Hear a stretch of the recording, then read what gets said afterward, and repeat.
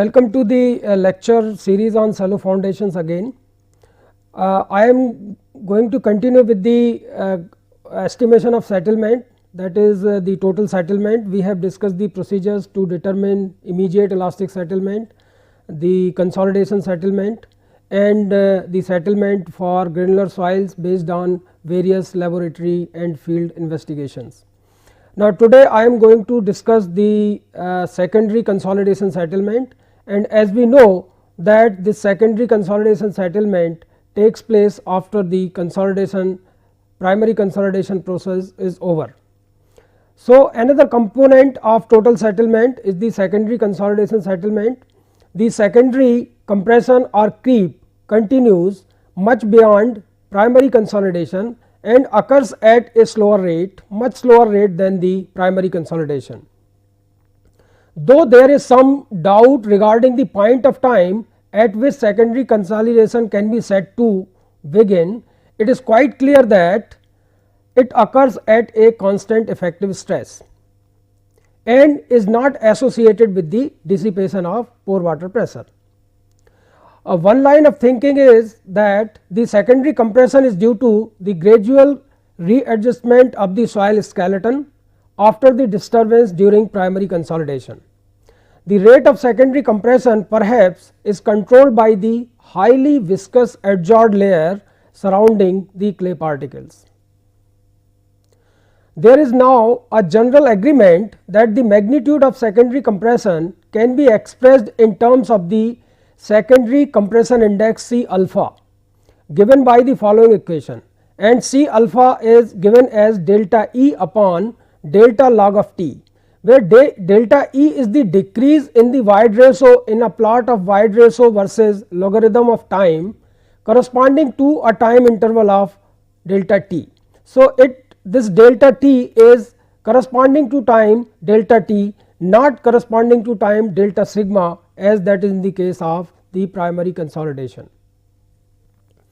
C alpha is measured as the slope of the straight line portion of the dial gauge reading versus logarithm of time curve, which is obtained by the primary consolidation. This curve we use to determine the coefficient of consolidation, and we find that after the primary consolidation is over, there is decrease in the volume of the specimen, and that is primarily due to the secondary compression. The compression is noted from the plot usually for 1 log cycle of time. So, whatever is the corresponding delta E, that is nothing but the value of C alpha. A typical plot is shown in the next figure. So, this is the figure. What we do in the consolidation test, we take the deformation dial gauge reading, and corresponding to those deformation dial gauge reading, we can get the value of wide ratio at any particular time during that particular stress range. Let us say we have conducted a test for a stress range of 25 kilonewton per meter square to 50 kilonewton per meter square. So, starting from 25 kilonewton per meter square, we can find out what is the wide ratio, and then at different time intervals we can find out the wide ratio, and then we plot as a curve between the wide ratio and the log of time t. Now, from here to here, this is the portion which corresponds to the primary consolidation, and this portion corresponds to the secondary consolidation. Now, theoretically this portion should be asymptotic to the time axis, but practically we see that this part of the curve is not asymptotic to the time axis, and hence using the theoretical curve we can find out the point corresponding to 100% degree of primary consolidation. So, what we do, we draw a tangent to these two straight lines, wherever it intersects we say that this point corresponds to 100% degree of consolidation, and whatever change in wide ratio is, that is due to the secondary compression. It means that above this is the part of primary consolidation, and below this is the part of secondary consolidation, and the line of this slope, the slope of this line will give you the value of C alpha, and normally it is measured for 1 log cycle. So, in this manner we can find out the coefficient of consolidation. Separating the primary and secondary compression is in a clear cut manner is rather tricky, especially if the soil is thick. In a thick layer, while parts of the layer which are very close to the drainage surfaces may have no excess pore water pressure, and in them may thus already be under secondary compression, whereas the parts which are away from that, it means that in the middle of the layer you will find that they are still a far way off from completing the primary consolidation. C alpha may decrease as the thickness of the layer increases. Another factor, namely the ratio of applied stress increment to the existing overburden pressure, that is delta sigma dash by sigma 0 bar, also said to influence the significance of secondary compression relative to the primary compression. Greater the ratio, smaller the significance of secondary compression. Also, the value of C alpha is itself not a constant, but may change somewhat with time. In spite of all these uncertainties, working values of C alpha can be determined by assuming that the influence of the factors mentioned above is negligible. As long as the stress increment is large enough to go well beyond the pre-consolidation stress sigma C dash, the ratio of C alpha upon Cc, that is the compression index, can be considered approximately constant over the normal range of engineering stresses. Masry and Godlewski 1977 gave values of C alpha upon Cc ratio for a variety of natural soils. According to these authors, C alpha by Cc has a median value of 0.05. The higher values of C alpha upon Cc up to about 0.11 were exhibited by peats and certain organic soils, while for inorganic soils the range is from 0.025 to 0.06. Lord in 1976 has suggested that for the normally consolidated soil, C alpha can be determined as C alpha in percentage equal to 4 to 6 times of Cc by 1 plus E0. The secondary consolidation settlement is worked out from the following equation, knowing H0 and EF. EF is the final void ratio after the consolidation process is over for a particular stress increment. So, SS will be given by delta E upon 1 plus EF into H0. In the case of secondary consolidation, the value of delta E is not related to the stress increment, but it is a function of time and is equal to C alpha times delta log of T. So, in place of delta E we can write this as C alpha delta log of T, and the expression will be SS equal to C alpha delta log of T by 1 plus EF into H0. So, in this manner we can find out the consolidation settlement also. So, the total settlement will be equal to the initial or immediate settlement, then plus the primary consolidation settlement, and then the secondary consolidation settlement. Then we will discuss the allowable settlement. What should be the allowable settlement for different structures? Now, relationship between the total and differential settlement. We know that settlement is of two types, one is the total settlement, another is the differential settlement. We have already seen that the total settlement is not that important as the differential settlement. While it is relatively easy to estimate the total settlement, it is very difficult to estimate the differential settlement by means of a rotational analysis. For all practical purposes, it may be enough to use an empirical relationship between total settlement and differential settlement, which is normally less than the total settlement, and specify the design criterion merely in terms of permissible total settlement. This relationship is a function of the type of structure. Jerome in 1963 observations on actual buildings resting on granular and clayey soils are presented in figures shown next. Part A gives the relationship between the maximum angular distortion delta by L and maximum differential settlement. Part B shows the relationship between maximum differential settlement and maximum total settlement.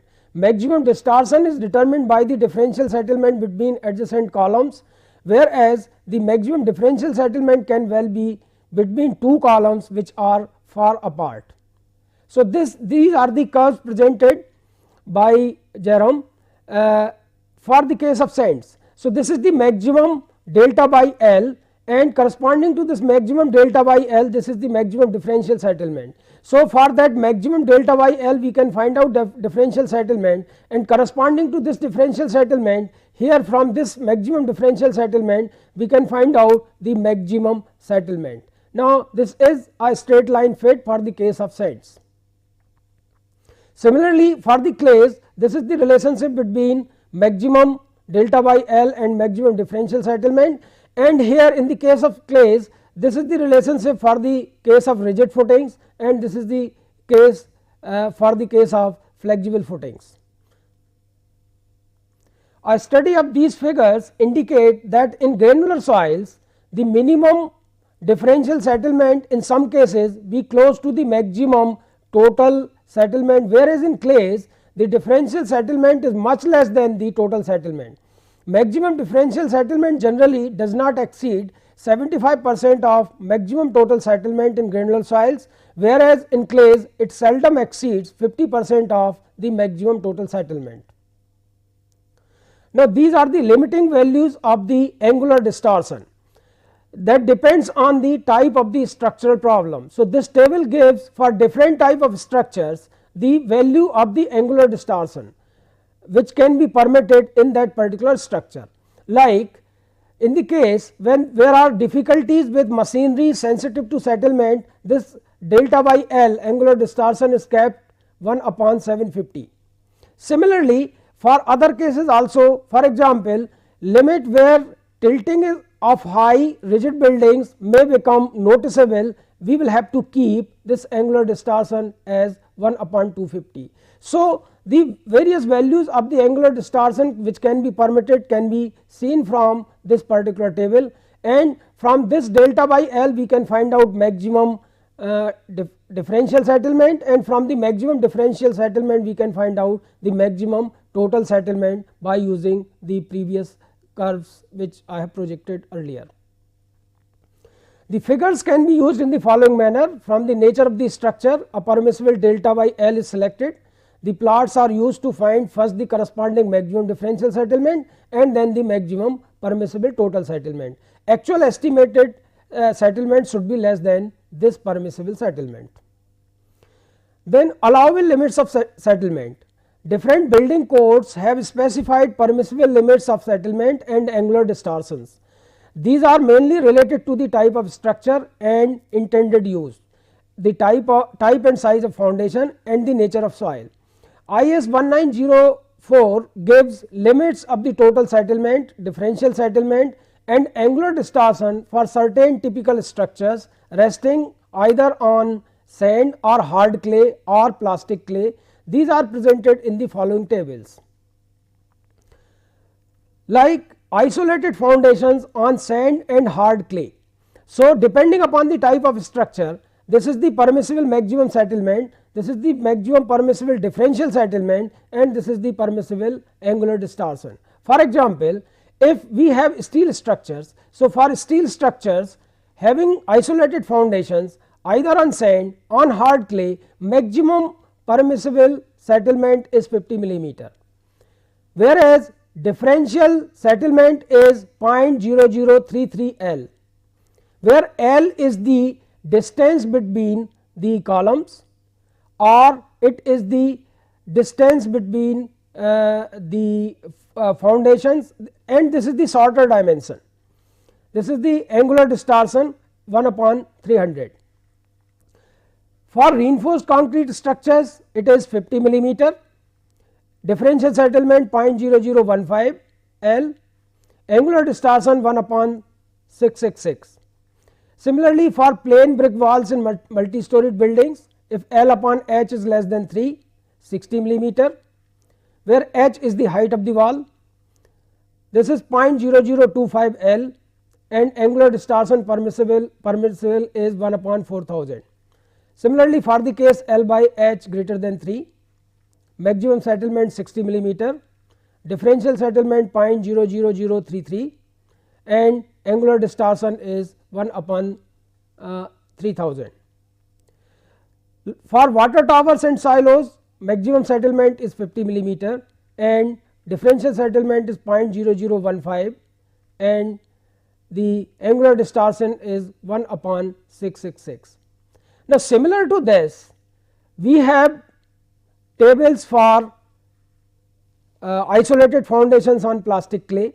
You will find that these two values for all these structures are similar, only difference is in the maximum settlement, and that is for steel structures 50 millimeter, for reinforced concrete structures it is 75 millimeter, and for plain brick walls having L upon H less than or equal to 3 it is 80 millimeter, greater than 3 it is 80 millimeter, and water tower and silos 75 millimeter.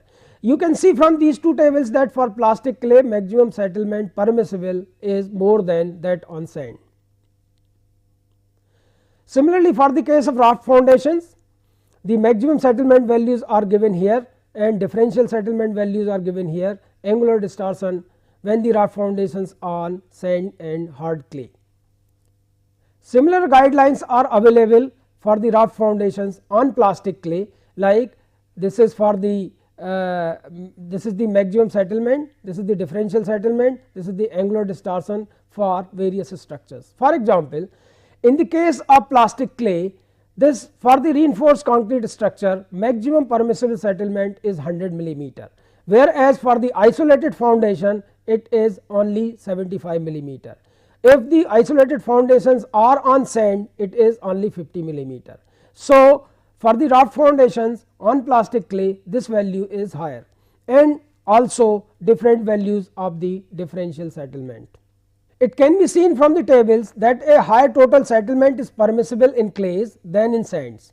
This is explained in terms of the difference in the rate of settlement in sands and clays. The settlement in sand occurs almost immediately on placement of the load, while in clays consolidation settlement occurs over a long period of time. Thus, there is time for structures resting on clays to adjust to differential settlements. In sands, the differential settlement can occur as soon as the total settlement itself occurred, thus leaving the structure no time for gradual adjustment. Then, to determine allowable bearing pressure. So far we have discussed how to determine the safe bearing capacity and how to determine the bearing pressure based on permissible settlement. Then how to find out the allowable bearing pressure, which is the minimum of these two. The allowable bearing pressure is the maximum bearing pressure that can be applied on the soil such that the two fundamental requirements, first is adequate factor of safety against shear failure, by which we determine the safe bearing capacity, and settlement within permissible limits are satisfied. It is therefore simple to arrive at the allowable bearing pressure of the foundation as the smaller of the net safe bearing capacity and net safe bearing pressure. Allowable bearing pressure for granular soils. The allowable bearing pressure of a foundation on granular soil is usually governed by the settlement criterion, unless the foundation is narrow and the soil is loose as for footings on of usual sizes. Net safe bearing capacity is quite high. The footings on granular soils are proportioned commonly by the use of N values, the SPT test value. Most of the methods propose empirical equations or charts to determine allowable bearing pressure for a specified maximum total settlement in terms of N values. One such method which is very popularly used is the Peck-Hansen and Thornburn procedure. Peck-Hansen and Thornburn in 1974 have modified the original Tarjagi and Peck 1948 recommendations and presented charts to obtain allowable bearing pressure for a footing of known width B with its base at a depth df resting on the granular deposit, in which N values are measured. The charts take into account both the bearing capacity and settlement considerations. Now, these are the charts proposed by Peck, Hansen and Thornburn. Now, you can see these are the charts for different values of df by b ratio, like this is for df by b 0.25, df by b 0.5 and df by b equal to 1. And this is allowable bearing pressure in kilonewton per meter square versus the width of the footing for different values of n. Now, from this, for different permissible settlement, these are for the permissible settlement of 25 millimeter. So, these charts can be used to obtain allowable bearing pressure for different foundations having different df by b ratio and for the soil strata having different values of n. The initial straight line portion radiating from the origin gives the safe bearing capacity with a factor of safety 2, while the later horizontal portion gives the safe bearing pressure for a permissible settlement of 25 millimeter. Thus, for a given width of footing and n value, the chart makes it possible to determine the criterion governing the design before reading of the allowable bearing pressure. The allowable soil pressure for a footing on sand from settlement consideration is given by QA net equal to 0.44 n allowable settlement SA into Cw, which is the water table correction factor. So, here n is the average corrected n value, SA is the permissible settlement in millimeter, Cw is the water table correction factor that can be determined if we know the depth of the water table below the foundation level. So, this is 0.5 plus 0.5 dw upon df plus bf, it should be less than 1, where dw is the depth of water table below ground level, df is the depth of foundation and bf is the width of foundation. Another correlation is given by Tang. So, Tang's equation is based on Tarjagi and Peck 1948 charts with an additional factor introduced to account for the influence of depth of foundation. The safe bearing pressure Q n rho is given by this particular equation, which reads Q n rho equal to 1.4 n minus 3 in bracket b plus 0.3 divided by 2 b square R w dash C d S a in kilonewton per meter square, where b is the width of the foundation in meters, R w dash is the water table correction factor given by this particular equation. Here d w dash is the depth below the foundation level, n is the corrected n value, that is the n corrected which we determine for a depth of 1.5 to 2 b below the foundation level. S a is the permissible settlement in millimeter. So, for different structures for different type of soils, we know what can be the maximum permissible value that we can use here. C d is the depth correction factor, that is equal to 1 plus d upon b, where d is the depth of the foundation and b is the width of the foundation. d w dash is the depth of water below the base of the footing and d is the depth of foundation. This n corrected is corrected for the by this particular expression, that is n corrected equal to C n into n field, and C n is given by 1.75 by sigma 0 dash plus 0.7 square for sigma 0 dash less than 0 to 1.05.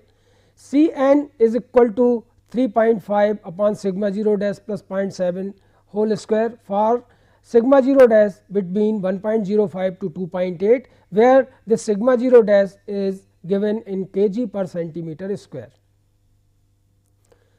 Similar correlation are given by Meyerhoff, and Meyerhoff in 1974 proposed the following relationship: Q n rho equal to 0.49 n R d 1 S a in kilonewton per meter square if the width is less than 1.2 meter, and if width is more than 1.2 meter, then this Q n rho equal to 0.32 n R d 2 b plus 0.3 upon b whole square into S a, where R d 1 is the depth correction factor which can be determined like this. 1 plus 0.2 d upon b, it should be less than 1.2, and RD2 is depth correction factor 1 plus 0.33 d upon b, it should be less than or equal to 1.33. Meyerhoff did not include the water table correction factor for the reason that the values of n corrected below the water table already reflect the effect of water table. Some correlation given by Bowles are shown below. He recommends an increase in 50% in the value obtained by Meyerhoff and propose the following equation. So, this is nothing but Meyerhoff equation, only thing is it is an increase, there is an increase of 50%. So, this q n rho is given by this expression for b less than 1.2 meter, and q n rho is given by this expression for b greater than 1.2 meter. Bowles recommends that the field n value must be corrected for overburden, but not for must not exceed the twice the field value. In any case, this should not be more than 2 times the field value. Now, different terms used in the Bowles equation are: b is the width of the foundation, Rw dash is the water table correction factor given by this expression, n is the corrected n value, Sa is the permissible settlement, Cd is the depth correction factor which is given by this expression, dw dash is depth of the water table below the footing, and d is the depth of foundation. N corrected can be determined from the n field using these relationships. When sigma 0 dash is between 0 to 1.05 kg per centimeter square, we can use this expression, and for values between 1.05 to 2.8 we can use this particular expression to find out the value of a correction factor. Then correlation for the raft foundation. A raft or a mat foundation covers the entire plan area of the building. It is used when individual spat footings cannot be used either because of heavy loads or poor soil conditions, or both. Because of its rigidity, a raft tends to bridge over local soft pockets or any other heterogeneity of the strata, and the irregularities tend to get evenly distributed below the raft.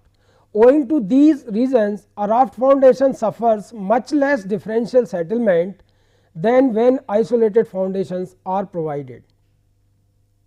It is therefore natural that the safe bearing pressure for a raft foundation should be much higher than for an isolated foundation for the same limit of differential settlement. Putting it in another way, it is possible to have a permissible total settlement for a raft almost twice that for an isolated foundation, but still have the same differential settlement resulting in both the cases. A foundation with its width 6 meter or more can be classified as a raft foundation. The allowable bearing pressure of a raft on a granular soil is always governed by the settlement considerations.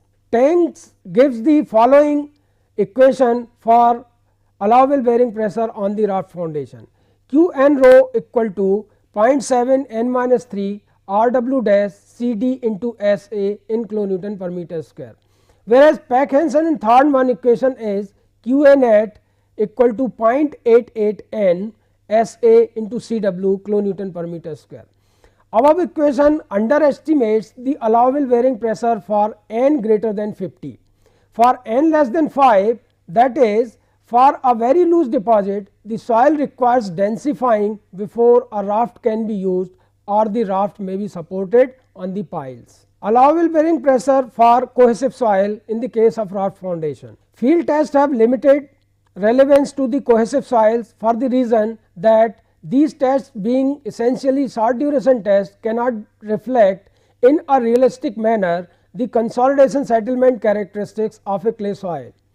Both the safe bearing capacity as well as settlement are determined by using appropriate shear strength and consolidation parameters obtained from laboratory tests on undisturbed representative samples of clay. It is not easy to say whether the allowable bearing pressure will be governed by the net safe bearing capacity or the net safe bearing pressure. In a cohesive soil. The usual procedure in proportioning a foundation on a clay soil is to select tentatively the dimensions of a foundation by using the net safe bearing capacity. It may be noted that unlike in granular soils, the bearing capacity is not affected by the size of foundations in clay soils. The net safe bearing capacity is determined for phi equal to 0 condition, which represent the most critical situation. The undrained shear strength Cu is determined either from in situ vein shear test or the unconsolidated undrained test or the unconfined compression test. The net safe bearing capacity is then assumed to be the load intensity acting on the soil at the base of the foundation, and the magnitude of settlement is estimated using the compressibility parameters of the soil. If the estimated settlement is within the permissible total settlement for the structure, the dimensions of the foundation assumed for the analysis are adequate. The dimensions of the foundation may be increased if the settlement criterion is not satisfied. Raft foundations used below one or more basement floors offers a very practical foundation choice when the loads are heavy and the clay soil is soft. When basement floors are constructed, the excavated soil is not backfilled. The net loading intensity transferred to the soil can be equated to the net allowable bearing pressure. We call it as the floating foundations. Then this Q upon A minus gamma dF will be equal to Q A net, where Q is the total superimposed load, A is the area of the raft, gamma is the unit weight of soil, and dF is the depth of the base of the raft. The base of raft can be located at such a depth dF that the allowable bearing pressure of the raft is sufficient to take care of the net load intensity at that particular depth. Such a foundation is known as a partially compensated or partially floating raft. The net load intensity would reduce to 0 if Q upon A is equal to gamma dF. In such a situation, the soil is not called upon to resist any load. The superimposed load due to construction is fully compensated by the weight of the soil itself, which is excavated but not backfilled. Such a raft is called a fully compensated or floating raft. Theoretically, such a raft should not settle at all. However, in practice, after the soil is excavated, there is some heaving of the soil because of the load release, and this shall manifest itself as settlement after the structure is raised. The principle of load compensation can be used with advantage even in the case of loose granular soil deposits. The net safe bearing capacity of a raft foundation on a cohesive soil is usually determined by the Skempton's equation. Settlement of a raft on a normally consolidated clay can be very high even for a low load intensity. Now, there are some guidelines given in the IS code for the location and the depth of the foundation, which have to be observed when we select the depth of the foundation and also the distance between two footings. Foundations must be properly located and placed at such a depth that its performance is not adversely affected by the factors such as lateral expulsion of soil from beneath the foundation, seasonal volume changes caused by freezing and thawing, and presence of adjoining structures. As a general rule, any foundation must be placed at a depth where the soil stratum is adequate from point of view of bearing capacity and settlement criteria. Further, foundation must be placed below the zone of swelling and shrinkage, which is crucial in the case of black cotton soils, and below the zone of frost heave in case of sands and silts in the areas where extremely low temperatures are likely to materialize. IS 1904-1978 have given recommendations for the location and depth of the foundations. As per the recommendations, the minimum depth of the foundation should be 50 centimeter. when the ground surface slopes downwards adjacent to a footing, the sloping surface should not encroach upon a frustum of bearing material under the footing having sides which make an angle of 60 degree with the horizontal for rock and 30 degree with the horizontal for soil. The horizontal distance, that is the edge distance from the lower edge of the footing to the sloping surface, must be at least 60 centimeter for the case of rock and 90 centimeter for the case of soil. Now, if the footings are at different levels, then we will have to observe these recommendations. Let us say you have got a sloping surface and there are two footings, this is the upper footing and this is the lower footing. Then the slope of the line joining the bottommost edge or bottommost corner of the upper footing and the bottommost corner or the edge of the lower footing, it should not be steeper than 2 horizontal to 1 vertical. Now, if the footings are at different levels in the clayey soil, it is recommended that for this bottommost edge of the upper footing and the line joining the bottommost uppermost edge of the lower footing, the slope should not be steeper than 2:1, 2 horizontal to 1 vertical. Now, suppose it is proposed to place a foundation adjacent to a old structure, like we have an old footing which is here and now we want to place another new footing, then we will have to observe these two criteria. Number 1, this is the spacing or the distance of the footing from the center line. So, S should be larger of B1 or B2, where B1 is the width of the old footing and B2 is the width of the new footing on the average soil. And when we join the bottommost edges of the old structure or old footing and the new footing, this slope with the horizontal should be 35 degrees when the new footing is on the average soil, and this should be equal to 45 degrees when the new footing is on the poor soil. The steps involved in the proportioning of the footing can be summarized now as below. It is essential to estimate the dead load, live load and other loads such as wind load or seismic load that act on the foundation. It is a common practice to assume that the wind load and the seismic load do not act simultaneously. Moreover, since some live loads are temporary and transient, it is necessary to include only that part of the live load that may actually induce settlement in the foundation soil. For this reason, in the case of clay soils where the settlement is time dependent, it is enough if the design is carried out for a reduced value of live load, this being defined as the live load acting for the major part of the life of the structure.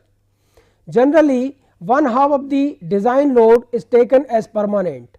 However, for foundations resting on coarse grained soils, the maximum live load that can ever occur is considered, irrespective of the duration of such a load, since settlement can occur in a very short period in such soils.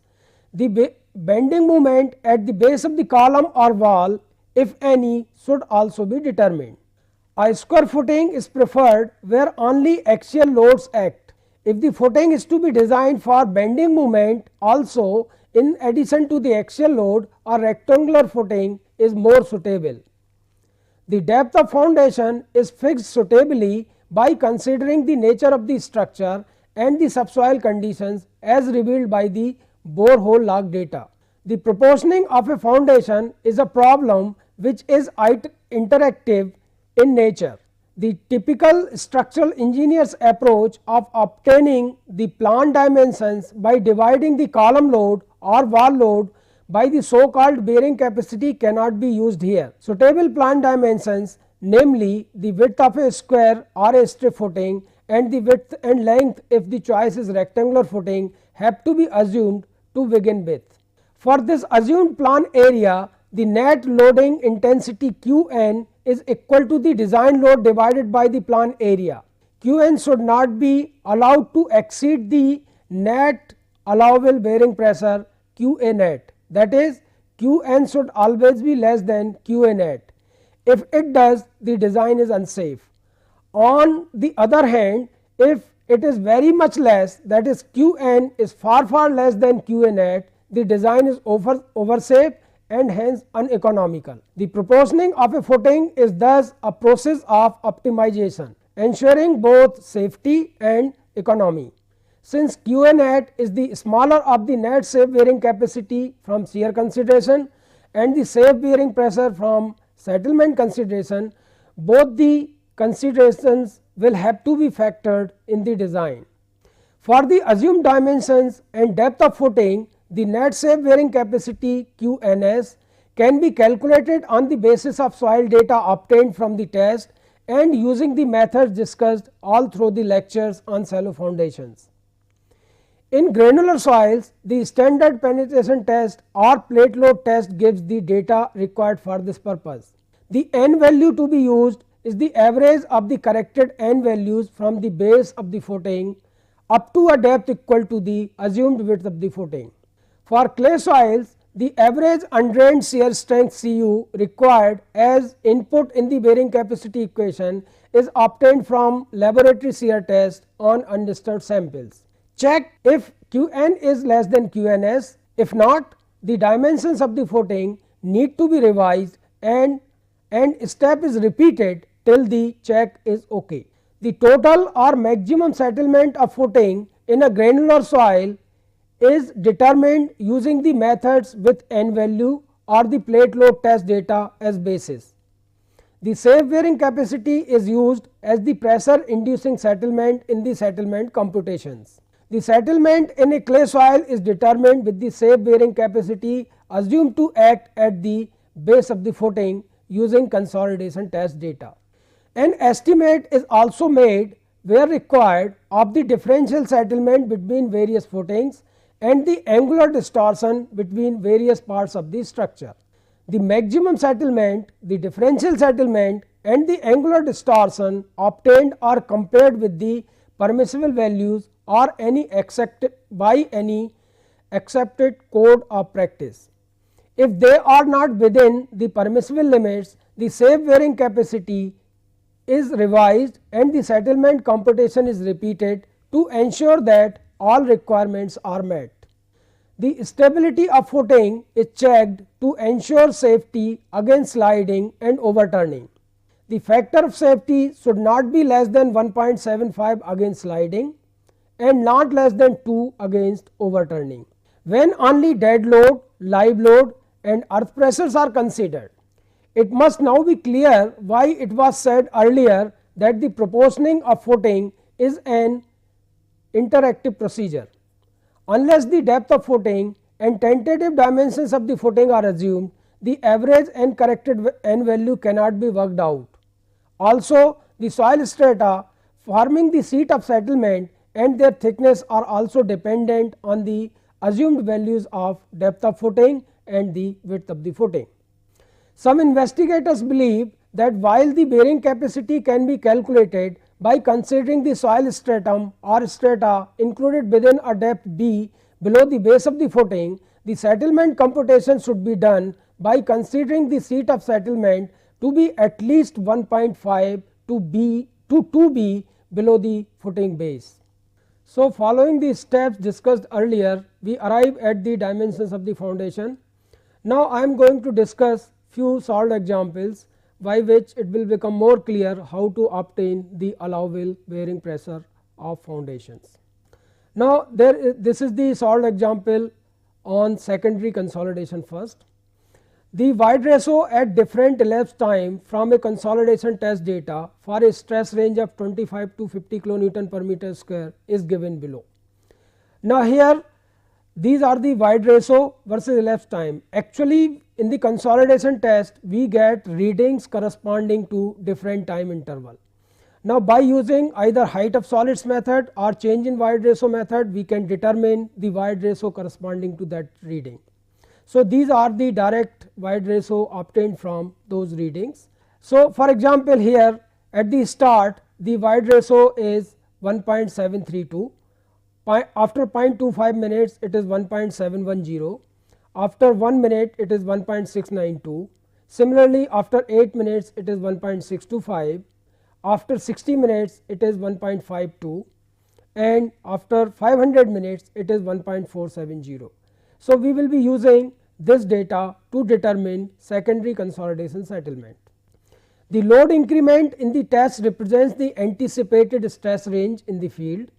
The primary consolidation may be assumed to be completed after 25 years. As we know that the secondary consolidation settlement is dependent on the time, not on the stress range, but it occurs at the constant effective stress. The thickness of compressible layer at the site is 8 meters. Compute the amount of secondary consolidation settlement for a period from 25 to 100 years after the construction. So, first of all what we do, we plot this data on E versus log of time curve, and then by these two portions we draw a tangent here and then the tangent here, we get the point corresponding to 100% degree of consolidation. Now, this particular portion from here to here, it represents the primary consolidation, whereas this represents the secondary consolidation. Now, in order to find out C alpha, we find out the slope of this line corresponding to 1 log cycle, and corresponding to 1 log cycle, whatever is the delta E which we can read from here, that is the C alpha coefficient of secondary consolidation. So, this figure shows the void ratio plotted against log of time t. C alpha is equal to delta E when delta log t corresponds to 1 full log cycle. From figure, the C alpha has been found to be 0.033. The void ratio EF is the final void ratio after the consolidation process is over. At the end of primary consolidation, we can read it from that figure, it comes out to be 1.495. Then secondary consolidation settlement is obtained by this equation C alpha delta log of t upon 1 plus EF into H0. When we substitute all these values, we will get this as the secondary consolidation comes out to be 0.064 meters. This is a solved example on the Peck, Hansen and Thornton procedure. A 3 meter wide footing is resting at a depth of 1.5 meter below ground level on coarse sand stratum having unit weight as 1.8 ton per meter cube.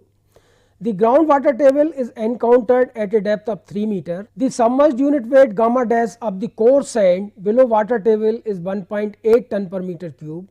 A layer of fine sand gamma dash equal to 0.8 ton meter cube lies beyond 4.5 meter depth. The observed n values are given as below. This is the depth below ground level and these are the observed n values. 0.75 meter it is 8, 1.5 meter it is 10, 2.25 meter it is 15, likewise 5.25 meter it is 16 and 6 meter it is 25.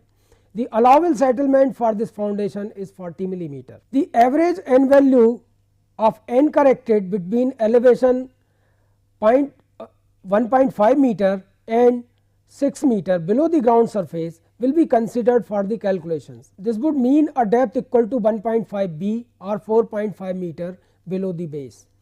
The field value of n are corrected first for overburden pressure and then for dilatancy using the Peck, Hansen and Thornton procedure. It may be noted that the dilatancy correction is not required in the case of coarse sand layers. So, these calculations are done in the tabular form as shown here. First of all, in order to find out the overburden correction, we will have to find out overburden correction at that particular level. So, knowing the submerged unit weight of the soil or the effective unit weight of all the soils above the point under consideration, we can find out this overburden pressure as gamma into D. So, from that we can find out the Cn as per the Peck, Hansen, Thornton procedure. So, corrected the n values in the field are given here and n corrected for overburden will be equal to Cn into n. So, we apply this correction factor. Then after getting this, we apply the correction for dilatancy. Now when we apply correction for dilatancy, we know that the dilatancy correction, in which the rate of dissipation of pore water pressure is very high in the case of core sand. So we do not apply dilatancy correction for core sand. After getting this, we get the average n value of the n corrected, and that is equal to n double dash we use for the. So this will be equal to summation of all these values divided by number of values. So it comes out to be equal to 18. So this n corrected value is used for the calculation of allowable bearing pressure. Now for dF by B equal to 0.5 and B equal to 3 meter, the allowable bearing pressure corresponds to the horizontal portion of the plot of Peck-Hansen-Thornburn. Hence settlement criterion governs the design. In order to determine Q and at, we use this particular relationship 0.044 Cw n into SA ton per meter square. Now here n corrected we have found, it comes out to be 18, and permissible settlement given is 40 millimeter. This water table correction factor can be determined by this equation, and it comes out to be 0.83. When we substitute all these values, we get the Q A net as 26 ton per meter square. It means that foundation can be designed for an allowable bearing pressure of 26 ton per meter square. It should be remembered that Peck-Hansen and Thornburn use a factor of safety of 2 on ultimate bearing capacity. If the factor desired is the usual value of 3, Q ultimate can be computed by obtaining the bearing capacity factors NQ and N gamma from N and use in the bearing capacity equation to obtain the ultimate bearing capacity and then obtain the safe bearing capacity. This is another solved example that uses the IS recommendations. Now in order to determine net allowable bearing pressure of the footing, in the previous example using the IS code recommendation, we use this n corrected as 18. So after Peck-Hansen and Thornburn 1974, for n equal to 18, phi is 33 degrees. Now for phi equal to 33 degrees, we can obtain parameters NQ and N gamma using this particular chart. So here this is the n value, and from this n value we can find out angle of shearing resistance, and from angle of shearing resistance we can find out values of NQ and N gamma. Then we also apply the water table correction when the water table is below the base level of the foundation using this particular plot. So we find out this RW2, this we have already discussed. So here in this case, this is the depth of the footing, this is the depth of the water table below the ground level, and the we consider this width equal, this depth equal to equivalent to the width of the footing, and depending upon dW2 by B we can find out RW2. So for cohesionless soil, C dash equal to 0, Q net ultimate is given by Q NQ minus 1 SQ dq plus 0.5 gamma B N gamma S gamma D gamma into RW2, where Q is the overburden pressure at the foundation level, that comes out to 1.8 into 1.5 2.7 ton per meter square. RW2 from the previous figure it is 0.75, and safe factors are determined by using the procedure given in IS code, and the expressions are like this: SQ equal to 1 plus 0.2 B upon L, S gamma equal to 1 minus 0.4 B upon L. When we substitute different dimensions, we will get this as 1.12 and S gamma as 0.76. dq equal to d gamma is given as 1 plus 0.1 df upon b 10 of 45 plus 5 by 2, and we can obtain it as 1.09. When we substitute these values and using the method suggested by IS code to determine the allowable bearing pressure from the settlement criteria, we use this particular chart for the given width and the value of n. We can find out what is the settlement in meter per unit pressure kg per centimeter square. So first of all we find out Q NU, that comes out to be 116 ton per meter square. Q net safe is Q NU divided by factor of safety, that is equal to 38.7 ton per meter square. So for n equal to 18 and B equal to 3, using the previous plot we can find out the settlement for a pressure of 1 kg per centimeter square or 10 ton per meter square, that comes out to be 15 millimeter. Taking into account the position of water table, actual settlement will be equal to 15 millimeter divided by correction factor, that is equal to 20 millimeter. For SA equal to 40 millimeter, Qn rho will be equal to 10 upon 20 into 40, that is 20 ton per meter square. Hence, Qa net using IS recommendation will be equal to 20 ton per meter square. In this manner, we can determine the allowable bearing pressure of the foundations. So, in the last few lectures, we have discussed about the theories related to the shallow foundations, and especially the Terzaghi bearing capacity equation and the modifications suggested by Meyerhoff, Hansen, Brinch-Hansen, Thornburn, the IS code procedure to determine the bearing capacity of foundations. Then we have also discussed how to determine the settlement of the foundations and what should be the permissible settlement, and then we have also discussed the procedure or step by step procedure to find out the dimensions of the foundation. So, it covers the entire component of the syllabus of the shallow foundation, which is taught in the undergraduate course. Thank you very much.